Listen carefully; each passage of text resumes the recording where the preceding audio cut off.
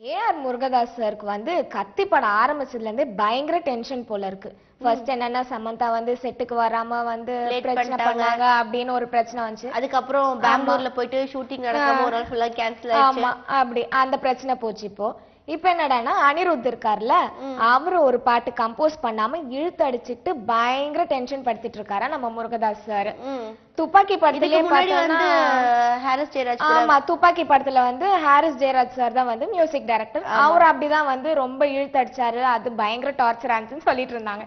இப்போ அதே கேஸ் எடுத்துக்கிட்டு இருக்காரா அனிருத்தும். அவரும் வந்து ஏதோ ஒரு பாட்டு இன்னும் கம்போஸ் பண்ணாம பயங்கர டென்ஷன் படுத்திட்டு இருக்காரு போல. பாவம் முருகதாஸ் சார் என்ன பண்ண போறாருன்னு தெரியல. முருகதாஸ் சார் வந்து கொஞ்சம் டிஃபரெண்டா யோசிக்கணும். என்னன்னா நம்ம அனிருத் வந்துட்டு ஆண்ட்ரியா, ஸ்ருதி ஹாசன் இது மாதிரி ஏதாச்சும் ஒரு ஹீரோயினை வச்சு பாடணும்பா அப்படின்னா பட்டுன்னு முடிச்சிருப்பாரு மியூசிக். சோ அது மாதிரி இது வந்து உண்மை அதுக்குன்னு எல்லா இடத்துலயும் ஆண்ட்ரியா கூட்டிட்டு வந்து அவங்க மேபி அது மாதிரி லைக் பண்றாங்கன்னு கூட நம்ம நம்பலாம். என்ன சொல்ற, ஒருவேளை எனக்கு ஒரு டவுட் இருக்கு. ஏன்னா ஹாரிஸ் ஜெயராஜோட பிரச்சனையாச்சு அப்படின்னு சொல்லிட்டு ஹாரிஸ் ஜெயராஜ்ல வந்து அனிருத்க்கு வந்திருந்தாரு.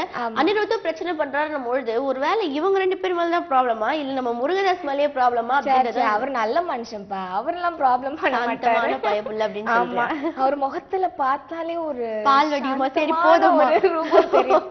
சோ அனிருத் தான் வந்து இப்படி பிரச்சனை பண்ணிட்டு இருக்காராம். அவர் எப்படா முடிப்பாரு அப்படின்னு முருகதாஸ் சார் ரொம்ப எப்ப ஓபன் தி டாஸ்க் மார்க் அப்படின்னு சொல்லிட்டு அதுலயே ரெடியா இருப்பாருன்னு நினைக்கிறேன். தெரியல, மேபி பாப்போம்.